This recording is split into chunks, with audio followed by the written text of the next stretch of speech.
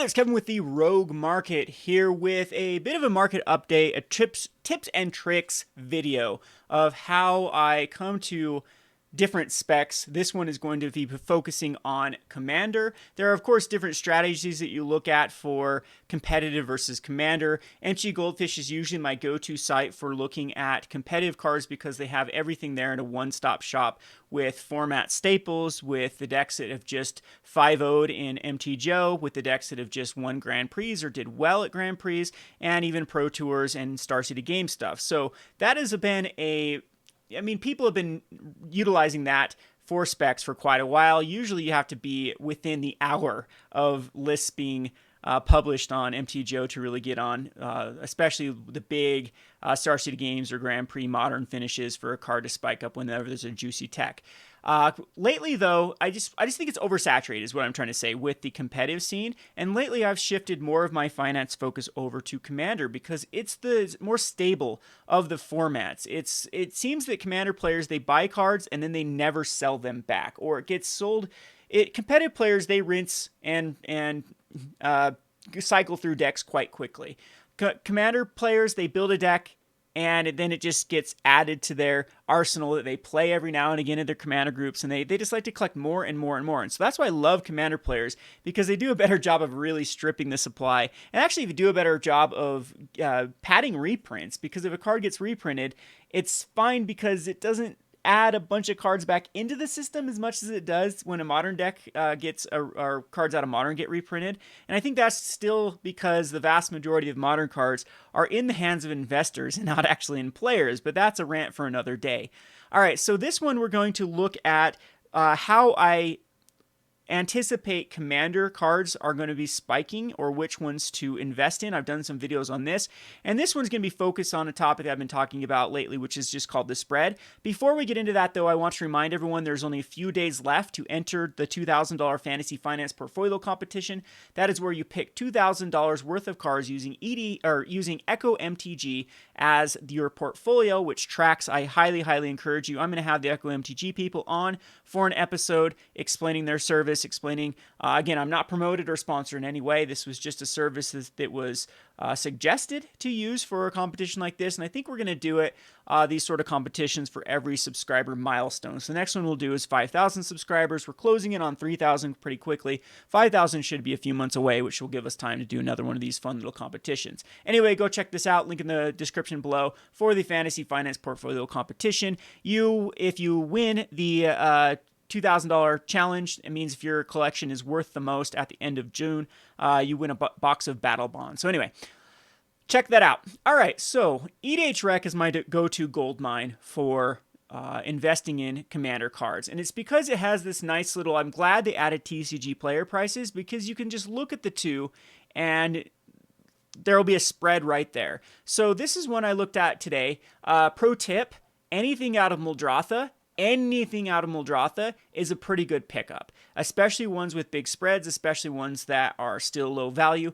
Muldrotha is looking to be the most popular Commander deck of all time. It will pass up Atraxa. Atraxa might get some resurgence just because of the War of the Spark coming out with a ton of new Planeswalkers. Atraxa seems to be the Super Friend deck of choice. It's between what Atraxa and Narset is what people use for Jeskai Planeswalkers, Muldrotha, or the Atraxa for 4-color Planeswalkers, non-red, I believe. But anyway, Muldrotha, if you look week to week, if you come over here and go Commanders, top Commanders, it actually, EDHRec will show you the top Commanders this week. Muldrotha is way ahead of Atraxa, and both of these are old. So Dominator is old at this point. I mean, new Commanders would still be like Teysa. I'd even put like Lord Windgrace in there a little bit, but Muldrotha is kind of old at this point. And people that wanted to build Muldrotha back when it was fresh built it. This is just because people are seeing Muldrotha in action, like, hey, I want a Muldrotha deck as well. If you go this month, same thing. Muldrotha is way above Atraxa. It's even above Teysa, which was the flavor of the week. And all time, you can see the Atraxa was way far ahead of everything else. And Muldrotha still does not hit the top lists, but if you go week after week, month after month, and it's outpacing Atraxa, I do anticipate that Muldrotha one day will be the most played commander just based upon numbers and trends of right now. So Muldrotha is just a great spec overall. So one of the things that I do is I just pick some of these commanders, look at some of the cards that are run popular or ran quite popular in these decks, and then see if they're worthwhile investing. A couple of bulk rare specs, Caustic Caterpillar and Seal of Primordium, definitely seem like they are decent little pickups. Yes, they'll probably be reprinted in Commander decks in the future. However, I have a hard time seeing the new supply of these, or the new demand of these, outstretching the new supply if they do get a reprint. Shriekmaw has an interesting spread the other way. Card Kingdom sells at 25 cents, and TCG market price at the moment is 48 cents. Again, that is another thing that you should be very, very aware of. Sometimes Card Kingdom is the best place to buy.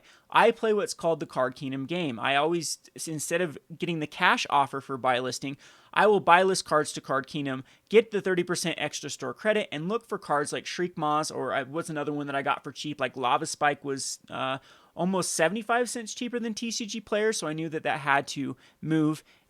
Sometimes the direction of TCG Player goes up quicker in price, sometimes the direction of Card Kingdom goes up quicker in price, and that is what we kind of call arbitrage between the two. They are both good indicators of one of the prices going up. This Shriekmaw is going to show me that Card Kingdom eventually needs to match the TCG mid. There's definitely the demand from the competitive players that probably shop more at TCG Player, and eventually that will outstretch the Card Kingdom, and it'll have to match what mid does. So that's a good little tip too, is you can go both ways. So let's go back down to one of the cards that I'm talking about. Is what I look for is these spreads. So Noxious Gearhook was a very interesting card. You can see that Card Kingdom is buying it for $6, and TCG market price is currently selling it for $2.99, or excuse me, selling it for $6. TCG Player at $2.99. You click over here on the Card Kingdom icon, it will bring you up to Card Kingdom. You move to sell, and you can see that they are actually paying $2.50 for Noxious Gearhook, and they are giving $3.25 in credit. So it means that there is almost a non-existent spread between the two. We click over here in TCG Player, do 4 of copies. It does look like we can find some cards for around the $3 mark. The shipping gets a little bit where it puts it above $3, but typically I'll have to show a video sometime of how if you use what I call the scattershot approach, which means you'll just invest in any cards that are under market price with these vendors, this is a good way to do it. Is you find something that's under Card Kingdom buy list. Say you take this Odyssey Games, for example, you click on it and, okay, well, I can get down the shipping per card right now to 50 cents per card. So that makes these particular Noxious Gearhooks $3. Well, if they come over here and you go shop from the seller, maybe I can find a bunch of other cards that this Odyssey Games is selling for under market value, and you use the scattershot approach to bring down the overall shipping cost per card down to something that's more stomachable of this $1.99. So I'll have to do a video on that. I once did. It probably wasn't worth it as far as time versus opportunity of time versus the actual profit. But I think it was one vendor in particular. They had a high shipping of $2.99, and I just went through Card Kingdom's buy list and compared cards, because something I'll show it real quickly here. If you click on Odyssey Games, for example, and shop for seller, one of the cool things about TCG Player, hey, they're giving 7% bonus bucks back on singles, so that's pretty good, is they show market price right here, and then you can compare it already with the vendor price. So far, these aren't very good. This would probably be a vendor I'd give up on pretty quickly, because Jeskai Ascendancy's more, Skewer's the same, Infernal Reckoning's way more, Yawgmoth's way more, Thran Temporal Gateway's more. Everything looks like they go a little bit above market price currently for these particular cards. But sometimes you can find that vendor that can be really, really cheap compared to market price, especially when they have these higher shipping costs, like the $1.99s, the $2.99s, the $3.99s. That's really where, if you can put up a big enough cart, where it can get very lucrative. $4 shipping seems very expensive until you put 85 cards in a package, and then $4 isn't that expensive when the cost per card shipped becomes quite low, and you're getting like a 50% discount compared to market price. Again, I'll have an entire video showing you how to do that, but in this particular case with the vendor that I did, I was just comparing Card Kingdom buy list, and they were all under the buy list, especially when you did the credit wise. And if you play the Card Kingdom credit game, where you're getting cards, for example, I'm getting cards maybe at $1.75 and crediting them for about $3.50 to Card Kingdom. That's a pretty good thing to then go and buy cards like Shriek Maws or cards that I anticipate are going to go back up in value, and you just rinse and repeat. Again, it's very time consuming. It's something that probably isn't worth your time to do, but for people like me that are treasure hunters, that I know that sorting through bulk isn't time effective, but it has a little bit of a cathartic. For me, I just like doing it. Maybe I get it from my grandfather. My grandfather was an accountant. One day, one of his kids asked him, it must be the most boring job in the entire world. What my grandfather did is he tried to look at discrepancies between sales. So he worked for a clothing company, and they'd buy like raw goods from various vendors, or they'd buy things in a mass bulk, and he'd go and he'd try to compare the all these different purchases to see if there's any sort of discrepancies. And if there ever was any sort of discrepancies, then they would bill the distributor like, hey, you overcharged us for this. Give us back, in all fairness, give us back the difference. And then they'd give my grandfather a commission. So for him, though, like, that was to some people, that was the most boring jobs. When his kids asked him, don't you just like get the most, isn't that going over all of these bills day in and day out? And he said, no, it's a treasure hunt. Every day I wake up thinking, man, maybe I can find that $1 million discrepancy and get that huge kickback and, be able to afford a vacation for that. So again, that's why I like to sort through bulk. That's why I like to go through that. To me, it is sort of like a treasure hunt. Can I find that awesome deal? Yeah, every day I find pretty terrible deals that aren't, if you actually add up the time, it's not worth my money. But it is, it's the fun little grind. It's the fun little treasure hunt to find these. That's why I enjoy it. That's why I enjoy doing MTG Finance videos. For me, it's cathartic. For me, it's fun. For me, it's actually more enjoyable at this point in time than actually playing the game of Magic the Gathering. I've actually kind of bowed out of playing the game. You can see I do very little videos now, which I will be bringing back, Bruce, but I'm just not really into it. But I am very into the treasure hunt of Magic the Gathering. Last little story time. I know I wasn't going to do story time on this Rogue Market channel, but I like to tell the story of how I used to play World of Warcraft. And by the end of it, by the last, I played it for about 3 years. By the last 2 years, though, I ended up playing more of World of Auction House Craft than I did World of Warcraft, because I spent the majority of my time just running the auction house, because to me that was fun. So anyway, that just gives you a little bit of insight of why I like to do this channel, why I like to do some of these things that are definitely not that profitable in the scope of things. So anyway, going back to Muldrotha, this is the perfect little one. It's showing me that something has to give. Either Card Kingdom's price is going to go down, or the TCG market price is going to go up. If you go back over to Card Kingdom, they are pretty bullish on this card. They want a whopping 106. And to put a scope of things, they usually want 40 of all mythic. I've started to figure out the Card Kingdom little algorithm or automation they have. They like to keep in 40 of every card in stock. So that's where they cap it for mythics. Sometimes they go a little bit higher for rares. They go a lot higher for uncommons and a lot higher for even commons. I've been able to buy list the weirdest cards like walking corpses to Card Kingdom before, because one time someone must have bought out a bunch. Someone explained there's a format where you use all vanilla cards. I don't know what that is, where everyone draws from the same pile of the deck. I think they become NPCs and you use other things to kill them. I don't know what the game is, but apparently there's a market for vanilla creatures, and that's my only guess of why Card Kingdom needed walking corpses of all cards, the 2/2 vanilla zombie. But it's because it's automated. Whenever they got below that, maybe 350 copies of a common, then they put cards back up to buy list, and I'm like, whoa, 12 walking corpses? Sure, at 60 cents, whatever. Yeah, so what was I going with this? So Card Kingdom is very bullish. That means that they've actually overwritten their own automation and said they want 106 of these for in stock, because they're probably selling this at a high rate. And that makes sense because Muldrotha is using them at a high rate. 1 out of every 4 Muldrotha decks is using a Noxious Gearhulk. So again, this would be a perfect card to either use places like Card Sphere to then be very aggressive on cards like Noxious Gearhulk, to go to your local scene and lowball. You can compare TCG market price and be like, hey, how about you save the fees? How about I pay you, like, how about you let me save your fees? It's going to cost you 15% to sell this card plus shipping. How about I buy these for $2 from you? And that's a nice way to get Noxious Gearhulk for $2 there. And it's a nice little spread. Use information as a tool here. Always try to, when you're doing trades, try to show the lowest of where you can get these to try to, get the best deal. So Noxious Gearhulk is one of these spreads, these negative spreads, or basically spreads that are non-existent, that I like to look at. You can come down here and find even cards like Wood Elves. That's a pretty decent one right there.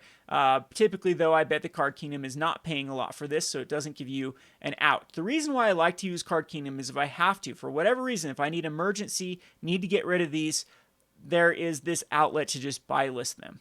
Buy listing is usually a last resort, but however, yeah, 10 cents, not too bad. That spread's pretty bad, negative though. You're not going to be able to buy these and buy list them back.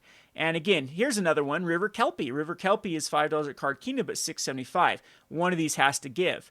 You go down, and not very good ones on a Muldrotha today. Corso Crufix has a big spread. This has a ton of supply though.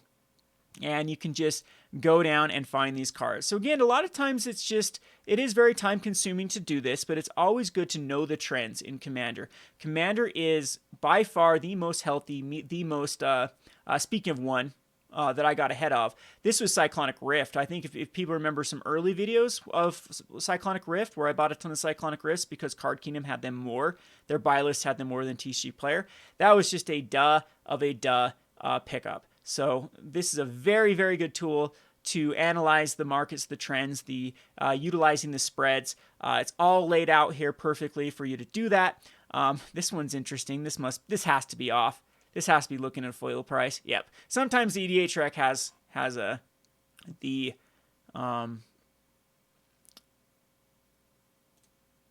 wrong EDHRec has the wrong version, but that's interesting that a final parting is looking like it's going to pop for foils if Card Kingdom only has one of each, an EX and a near mint.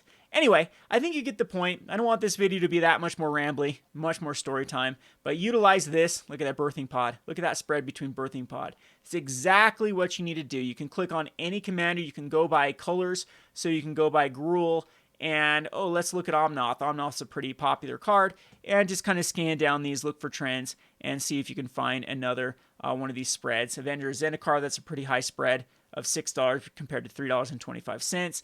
You can look at the buy list there, see if that actually pans out. Wow, Parallel Lives is spiking back up. This just gives you kind of an idea of the overall market. This is a good card to keep ahead of as Rich Card Expertise. If this gap ever widens, this would be another good one to look at. One of the other ones, of course, to utilize in this is to not go by commanders, but just go by color, for example. Look at green and look for any sort of spreads here. This one seems to be the one that doesn't have the biggest spread. Sylvan Library, though, that's pretty crazy spread between 43 and 28. And there's Avenger Zendikar again. It's one of the most played cards, so it gives you an idea of what to spec in. And yeah, you just rinse and repeat. And it's a good way to get out of spikes because Card Kingdom is usually the vendor that gets sold out because of the casual appeal. It sponsors MTG Goldfish. It sponsors Command Zone. It sponsors Tulane Community College. It sponsors Magic Man Sam. It sponsors all of the massive creators. And whenever they get a deck list, it's telling their viewers to go to Card Kingdom. Card Kingdom gets purchased out faster, even though it's got higher prices, and then they adjust their prices up because it's automated to whenever they sell 8 cards, it bumps the price up by a certain percentage, and then they bump their buy list up, and you can just get ahead of spikes that way. Anyway, I hope you enjoyed this video. We'll get back to actually doing the more edited videos for the Rogue Roundup. We're also going to have, as due to popular demand, the Rogue Audit. We're going to audit some cards from the Rogue Roundup, and then we'll actually audit some cards from some of these other Market Monday recaps and things of cards that I've picked. See how well I've done, see how poorly I've done. Try to explain my, went right, went wrong on certain specs. We've had some goodies like Arclight Phoenix and Surgical Extraction, and there have been some really, really good cards that have gone crazy in even the short months since we've done this channel. So I appreciate all you. I'm excited to see your fantasy finance portfolios. I haven't even looked at them myself because I'm waiting for the deadline before I don't want to taint, find someone else's picks and be like, oh, this one is a good pick, and then taint other people's opinions on what they should put in their finance portfolio. But as soon as this is out, as soon as it's completed, we're going to open these up. We're going to go through them. I'm going to review them. I'm going to keep daily tabs or weekly tabs on these to see which one's in the lead. Maybe we'll put it on our website, have just a list of ones that are in the lead for that day. And this will be a fun little experiment to, watch this play out. Anyway, this has been Kevin with the Rogue Market. Thanks for watching.